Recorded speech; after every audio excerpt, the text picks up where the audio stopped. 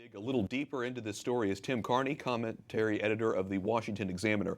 Tim, put this into context for us. The Associated Press hasn't released any sources, hasn't named any sources specifically. They're quoting anonymous sources. How reliable is this story? Well, the reason that I find it pretty reliable is it's based on primarily on a document, which is sort of this business pitch that Manafort was apparently making to the Russian businessman who with close ties to Putin.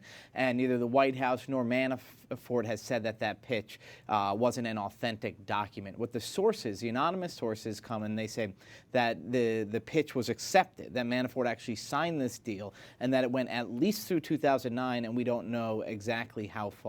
So that's what makes me believe that this was actually going on, is that we actually, the reporters actually got their hands on a document which hasn't been questioned. Are the White House attempts to downplay the Manafort's role in the campaign the best strategy, do you think? No, because they keep saying, oh, well, Manafort, he was just with the campaign for a few months. He was a campaign chairman. I mean, that's in some sense the guy at the top of the campaign. I was at the Republican convention. A lot of reporters saw Manafort sort of making the trains run on time, actually sort of running things down there in the convention, that they let him go. If I were trying to defend Trump, I'd say, hey, they let him go after his ties to pro-Russian forces in Ukraine came out. Because remember, that's when he was let go of the campaign.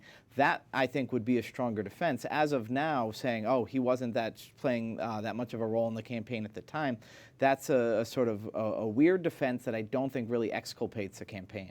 FBI Director James Comey confirmed that the FBI is investigating potential ties between the Trump campaign and the Russian government in connection with the campaign. Are these revelations, do you think, damaging to the president? I mean, I think it's damaging in that it hangs over his head as a shadow.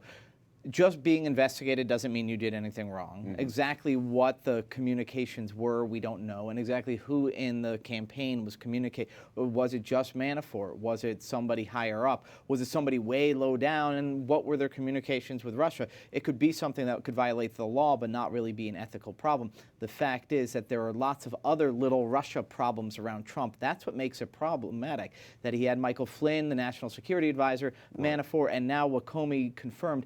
So it's this whole constellation of Russia issues. Well, noting Manafort, the FBI investigation, what can we expect Congress to do next? So the Republicans at first were sort of pushing back on the idea of investigating, but I think that now you could say we want Manafort to come forward and tell us exactly what his relationships were, because he did deny directly dealing with Russia when it was brought up that he was dealing with Russian allies in Ukraine.